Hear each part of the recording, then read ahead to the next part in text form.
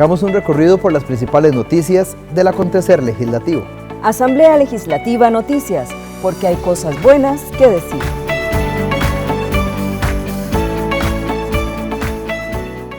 Gracias por acompañarnos en una edición más de Asamblea Legislativa Noticias. En esta oportunidad le llevamos a ustedes toda la información desde la sala de controles de nuestro canal. Legisladores molestos por decisión del gobierno de romper relaciones con la Fundación Omar Dengo.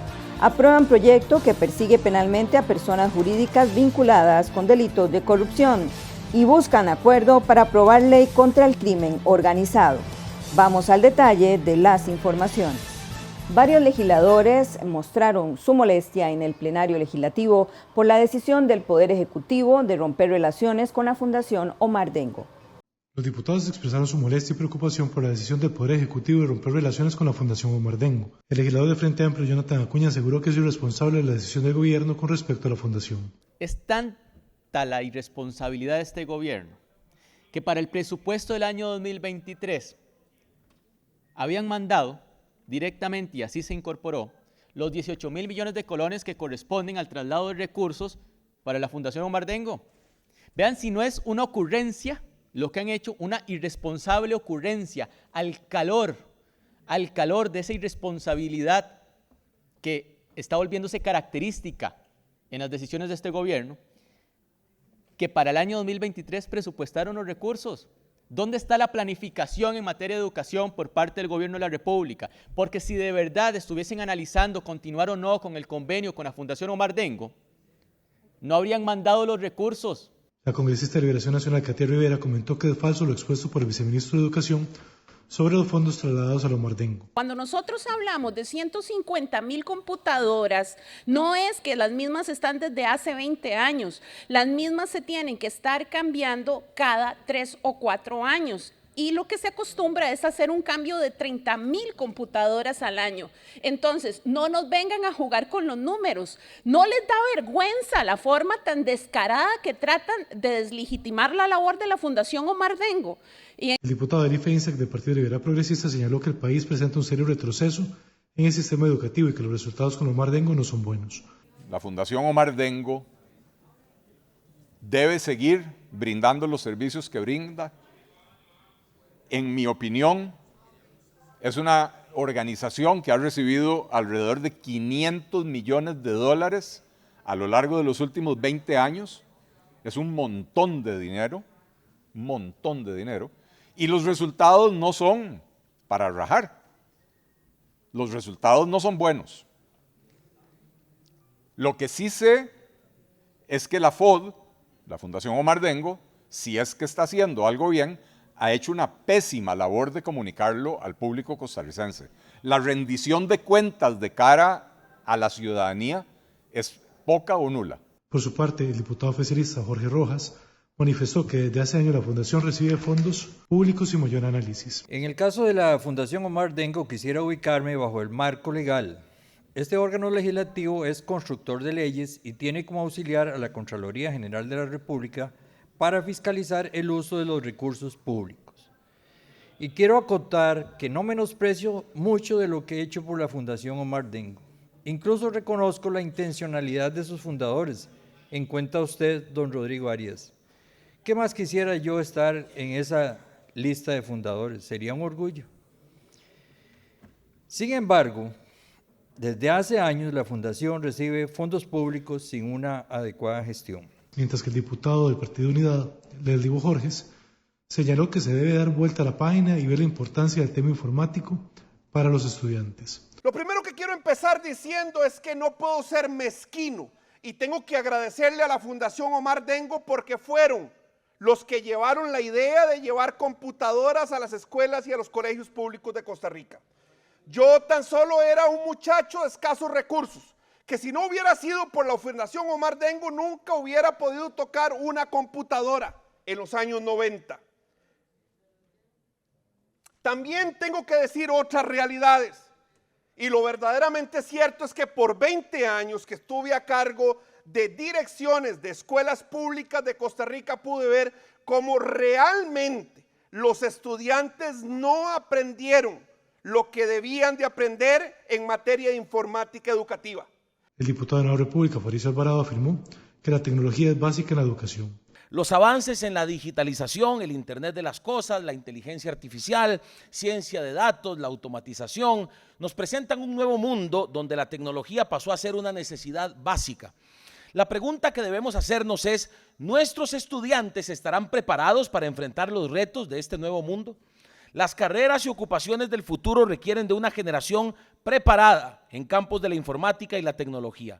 Por eso es importante hablar del programa de informática educativa.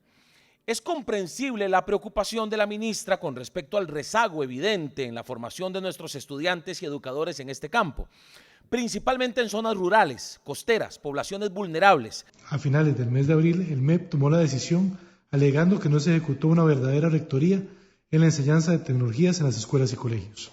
La Comisión de Partidos Políticos busca esclarecer la supuesta relación entre el Fideicomiso Costa Rica Próspera y el Partido Progreso Social Democrático. Los integrantes de la Comisión de Financiamiento de Partidos Políticos en la campaña electoral del 2022 buscan trazar la relación entre el Fideicomiso Costa Rica Próspera y el Partido Progreso Social Democrático, al recibir en audiencia a la directora de operaciones del Fideicomiso, Carla Fabiola Romero Cruz.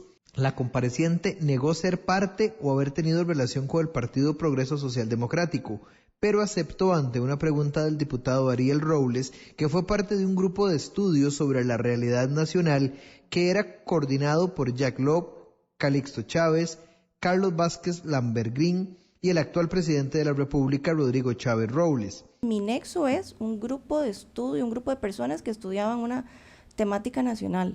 ¿Sabía usted de qué se gestionaban los recursos? ¿De dónde venían los recursos que se gestionaban, digamos, para este tipo de actividades? Sí, que era un fideicomiso privado. Eso es lo que usted sabía, que era un fideicomiso privado. Sí, correcto. En ese grupo de estudio, entiendo en el que usted formaba parte, ¿dónde se reunían? ¿En qué lugares? ¿Era en una casa? Sí, en una casa que se alquiló con los fines de que el grupo de estudio tuviera donde poderse reunir. ¿De qué casa estamos hablando? Una casa que se alquiló. ¿A dónde? ¿A dónde estaba ubicada? Barrio Escalante, ¿será? ¿Es la misma casa que terminó siendo el local del Partido Progreso Social Democrático? Sí, señor. El diputado liberacionista Francisco Nicolás lamentó el desconocimiento de la compareciente ante los hechos que se dieron durante su rol como directora de operaciones. No es creíble bajo ningún concepto que usted, siendo la directora de operaciones, no supiera absolutamente nada más que de unas sillas, que de unos mueblecitos y que de una computadora. Y que no supiera ni siquiera para qué se contrató la famosa Casa del Progreso. Eso es un cuento que no me lo trago yo. Y así se lo digo sinceramente y viéndola directamente. Voy a pedir que esto se vaya al Tribunal Supremo y que ellos lo agreguen en la acusación que tienen que enviar en algún momento al Ministerio Público por los manejos que se hicieron en ese fideicomiso. La diputada oficialista Ada Acuña pidió explicaciones sobre la participación de la compareciente en el proceso electoral. Era una colaboración temporal y para un fin en específico, que era el recibir las compras que ya había dejado aprobadas el señor Carlos Vargas Lambergrín y recibirlas en el inmueble, tramitar esos pagos y los pagos propios que generaba la casa, agua, luz. O sea, era como, más bien lo que usted hizo fue como un periodo de transición, mientras la persona salía, usted terminaba de procesar las cosas y después usted salía. Básicamente fue eso. Bueno, un periodo más bien de transición en lo que sale el señor Carlos Vargas y en lo que asume la señora Sofía. Otro de los comparecientes que se esperaba en esta sesión era Ricardo Frer Díaz, quien pidió a los diputados otra fecha para asistir a la audiencia, dado que se encuentra fuera del área metropolitana. Los diputados aprobaron un proyecto de ley que establece multas y castigo penalmente a personas jurídicas vinculadas con delitos de corrupción y sobornos. El plenario legislativo aprobó el expediente 22.428, reforma de leyes en materia anticorrupción, para atender las recomendaciones del Grupo de Trabajo sobre Soborno en las Transacciones Comerciales Internacionales. de la Organización para la Cooperación y el Desarrollo Económico. La propuesta establece la posibilidad de perseguir penalmente a las personas jurídicas vinculadas con delitos de corrupción mediante la imposición de multas que sean correspondientes con la magnitud y naturaleza del daño causado. Asimismo, se introduce el modelo facultativo de la organización, prevención de delito, gestión y control con el fin de prevenir y mitigar el riesgo de las prácticas ilícitas corruptas. La diputada Rocío Alfaro del Frente Amplio detalló que este proyecto llega en un buen momento. Nos permite también incorporarnos a reglas que en este caso novedosas tratan precisamente de luchar para que en todas las relaciones de carácter internacional, en todas las relaciones en donde está en juego es la institucionalidad, pero también los recursos de los países, hay una manera real y concreta y cada vez más efectiva de poder atacar los crímenes de corrupción, que además, como suele ser para nuestros pueblos, los crímenes de corrupción, los casos de corrupción, terminan siendo crímenes que atentan contra los derechos básicos de la mayoría de la población. Los diputados aprobaron además el expediente 23.094 que busca la adhesión de Costa Rica al Convenio Internacional para la Conservación del Atún del Atlántico. El diputado liberacionista Luis Fernando Mendoza explicó las ventajas de este instrumento internacional para proteger el atún y sus especies con el fin de mantener dichas poblaciones. Con la aprobación de este instrumento, Costa Rica pasaría a formar parte de la Comisión Internacional para la Conservación del Atún del Atlántico, que es una organización regional de ordenamiento pesquero de carácter intergubernamental responsable de la conservación y ordenación de estas especies en el Océano Atlántico y mares adyacentes.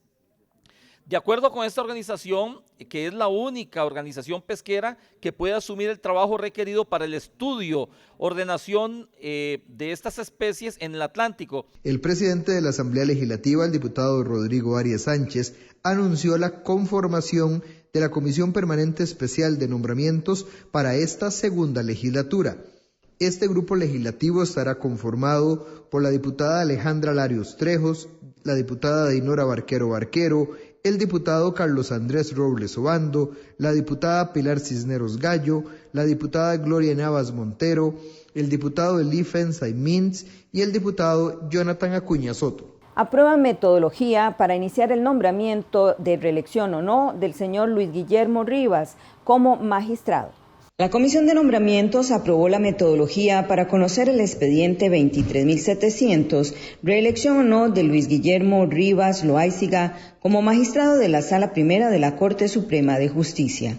El próximo 16 de mayo recibirán a Rivas en audiencia 5 minutos después de plenario, quien deberá dar el motivo o interés por ser reelecto, resultados y logros de su gestión como magistrado, además sobre temas relacionados con las competencias de la Sala Primera y el accionar del Poder Judicial en general.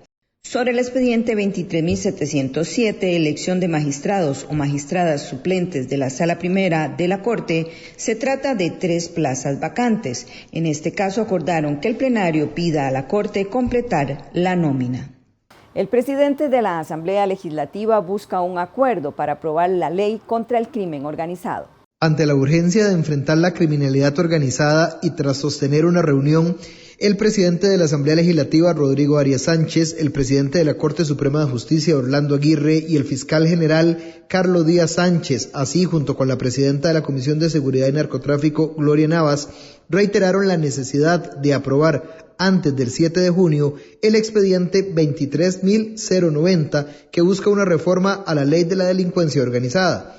Los representantes de los supremos poderes reafirmaron su compromiso de buscar un acuerdo con el Poder Ejecutivo para convocar en este periodo de sesiones extraordinarias dicho expediente y sesionar los días lunes, martes y miércoles desde las 8 de la mañana y hasta las 9:30 para conocer las mociones que se le han presentado. Asimismo, que se pueda trabajar esos días en las mesas de trabajo para avanzar en el expediente 21.182, que reforma el Código de Trabajo para actualizar las jornadas excepcionales y resguardar los derechos de las personas trabajadoras. El presidente de la Asamblea Legislativa, Rodrigo Arias Sánchez, resaltó la necesidad de buscar los acuerdos que permitan avanzar con esta iniciativa. O sea, siento que lo que hay es un espíritu de que vamos a hacer lo posible y lo imposible para que tengamos aprobada esta ley a tiempo.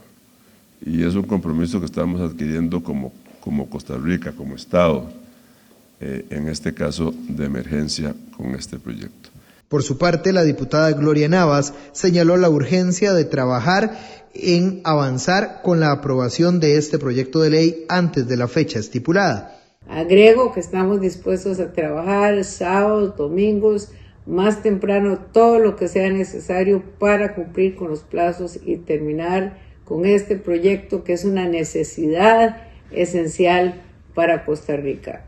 Por otro lado, también hubo declaraciones de los señores que ya indiqué, todos muy positivos, y parece que con Casa Presidencial vamos en un camino de acuerdos a los efectos de cumplir con esta responsabilidad tan grande que es una necesidad del país, una necesidad que tenemos que llegar a cumplir eficientemente y que se ponga en vigencia.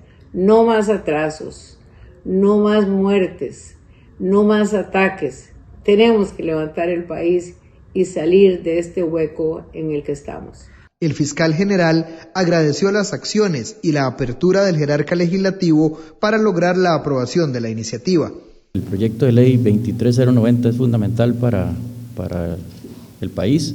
Se le da herramientas, en este caso, al Ministerio Público, se amplían plazos de prisión preventiva, se amplían plazos de otro tipo en cuanto a juicios. Es de suma importancia, creo que así lo ha entendido, en este caso, la presidencia del Congreso, don Rodrigo Arias, que muy amablemente nos ha atendido, que nos ha colaborado indicándonos cuáles son los posibles escenarios para la aprobación del mismo, y eso es lo que hemos estado conversando hoy en la mañana. Tras la reunión se conoció en sesión de jefes de fracción con el directorio legislativo que el Gobierno de la República convocará nuevamente a partir del lunes el proyecto 23090. Pilar Cisneros, jefe de fracción de la bancada oficialista, informó que la convocatoria del Poder Ejecutivo llegará este mismo jueves. De igual forma, informó que se volverá a convocar el proyecto 21.182, que reforma el Código de Trabajo.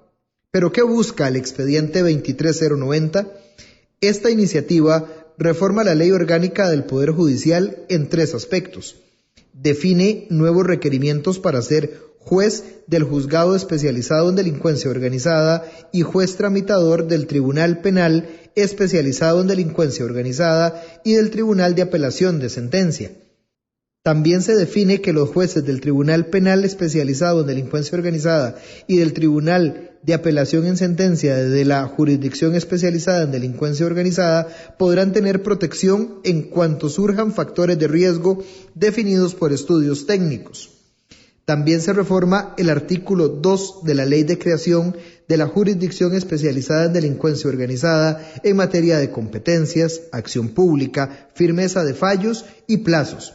Sobre la competencia de dicha jurisdicción, se indica que los asuntos de delincuencia organizada o criminal podrán ser tramitados en la jurisdicción penal ordinaria o bien en la jurisdicción especializada.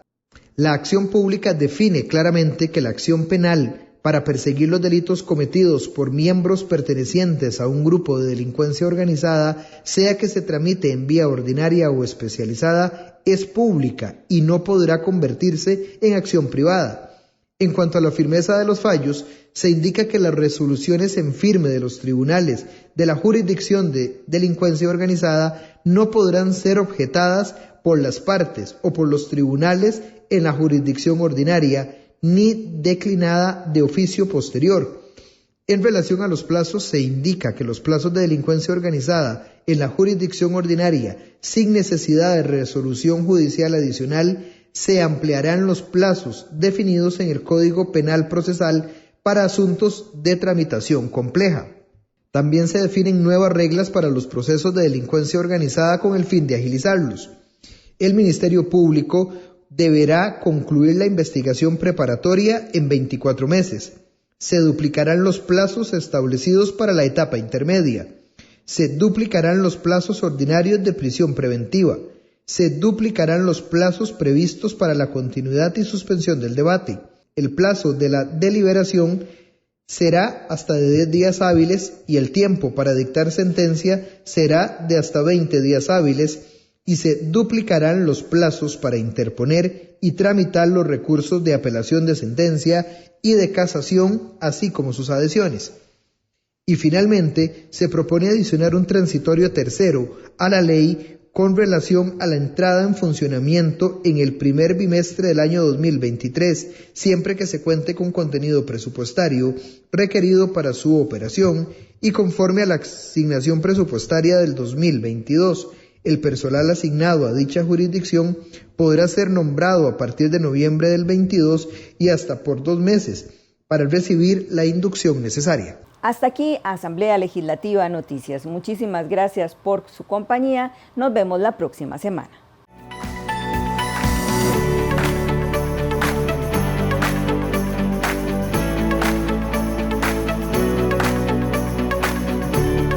Este ha sido un resumen de lo más importante del primer poder de la República. Asamblea Legislativa Noticias, porque hay cosas buenas que decir.